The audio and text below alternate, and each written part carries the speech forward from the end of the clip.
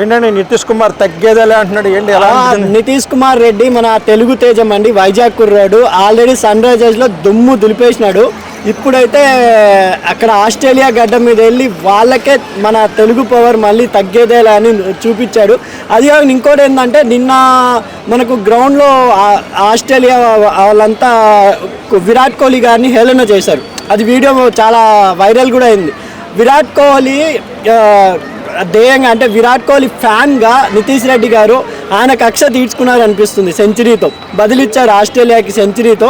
ఎందుకంటే విరాట్ కోహ్లీ ఫ్యాన్ అంట నితీష్ రెడ్డి గారు, వాళ్ళ డాడీ చెప్పడం జరిగింది. ఎందుకంటే విరాట్ కోహ్లీని చూసి ఆయన క్రికెట్ నేర్చుకున్నాడు. తన ఫ్యాన్గా గ్రౌండ్లోనే చూపించాడు నిజమైన ఫ్యాన్ అని. ఎందుకంటే ఆస్ట్రేలియా మొత్తం సైలెంట్ అయిపోయింది. జస్ట్ 30,000 ఏమో ఇండియన్స్ ఉన్నారు స్టేడియంలో, మిగతా వాళ్ళంతా అక్కడ కెపాసిటీ అంతా ఆస్ట్రేలియా వాళ్ళే. ఆస్ట్రేలియా వాళ్ళకి దిమ్మ తిరిగే చుక్క చూపించారు నితీష్ రెడ్డి. నిజంగా తగ్గేదేలా. ఇంకా ముందు రేపు కూడా ఉంది కాబట్టి ఇండియా గట్టెక్కిస్తారంటే నితీష్ రెడ్డి ఉన్నాడు కాబట్టి హ్యాట్స్ ఆఫ్ నితీష్ రెడ్డి అని చెప్పాలండి. ఇంకొకటి స్టేడియం నుంచి రూమ్కి వెళ్తున్నప్పుడు బూ బూ అని అరిస్తే కూడా అక్కడికి వచ్చి చెప్పండి బూ అని అరని దమ్ముంటాయని ఏదో అన్నారని చెప్పి. అవును, కోహ్లీ గారిని అంటే ఆ రిటర్న్ ఆయన చూపించాడు కదా తగ్గేదే. బ్యాట్ మొత్తం ఆస్ట్రేలియా ప్లేయర్స్కి చూపించాడు, ఆస్ట్రేలియా పబ్లిక్ క్రౌడ్కి మొత్తం చూపించాడు. ఎందుకంటే ఒక నిజమైన ఫ్యాన్ నేను అని ఆయన సెంచరీ విరాట్ కోహ్లీకి అంకితం ఇస్తా అంటూ ఒక హెల్మెట్ పెట్టి అలా చేశారు. నిజంగా నితీష్ కుమార్ రెడ్డికి ఛాన్స్ ఇవ్వడం అనేది గౌతమ్ గంభీర్ గారికి హ్యాట్సాప్ చెప్పాలి, అండ్ రోహిత్ శర్మ గారికి హ్యాట్సాప్. ఎందుకంటే మనకు వివేస్ లక్ష్మణ్ గారి తర్వాత ఎంతోమంది వచ్చారు తెలుగు వాళ్ళు, హనుమ విహారీ గారు, కేఎస్ భరత్ గారు. అంటే ఎవరికి అంత ఛాన్స్ ఇచ్చినా కూడా ఎవరు నిలదొక్కోలేకపోయారు.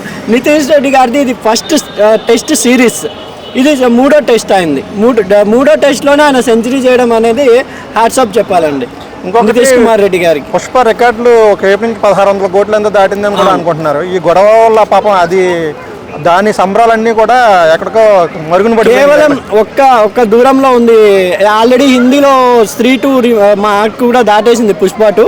ఇప్పుడు ఇంకొకటి ఏంటంటే నిన్న హిందీలోనే బేబీ జాన్ అనే సినిమా రిలీజ్ అయింది. దాని 1 డే కలెక్షన్ పుష్ప 2 21 days అయినా కూడా సేమ్ ఎక్కువ కలెక్షన్ రాబట్టిందంటే పుష్ప 2 క్రేజ్ ఇంకా హిందీలో ఎలా ఉందో అనేది మనం చెప్పడం అక్కర్లేదు. సూపర్గా చూస్తున్నారు జనాలు పుష్ప 2ని.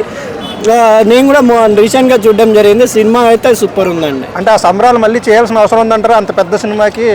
ఇప్పుడు వాళ్ళు అంటే క్రౌడ్ చూసి ఇంకా ఎవరికైనా కొంచెం ఒక ఈ 3 months వాళ్ళకి అదే ఆ అమ్మాయి చనిపోయిందే గుర్తుకోవచ్చు కాబట్టి సెలబ్రేషన్ అంటే సక్సెస్ మీట్ పెట్టకపోవచ్చు అనుకుంటున్నాను నేను. అంటే చేయాల్సిన అవసరం ఉందా లేదంటారా? అంటే అంత సినిమా పాపం ఇప్పుడు అవసరం లేదు. ఎందుకంటే పాపం ఇప్పుడిప్పుడే ఆయన 120 days నుండి 4వ తేదీ జరిగిన సంఘటన మొన్న క్రిస్మస్ వరకు సాగిందంటే ఇంకా ఈ ఫంక్షన్స్కి పెద్ద హీరోలు దూరం ఉంటారని అభిప్రాయం. ఎందుకంటే మనకు మన ఎన్టీఆర్ గారిది కూడా దేవరా ప్రీ రిలీజ్ ఈవెంట్ పెట్టలేదు, ఆయన సినిమా హిట్ అయింది కదా. ఇప్పుడు ఆ సెంటిమెంట్ అనేది మళ్ళీ వస్తుంది.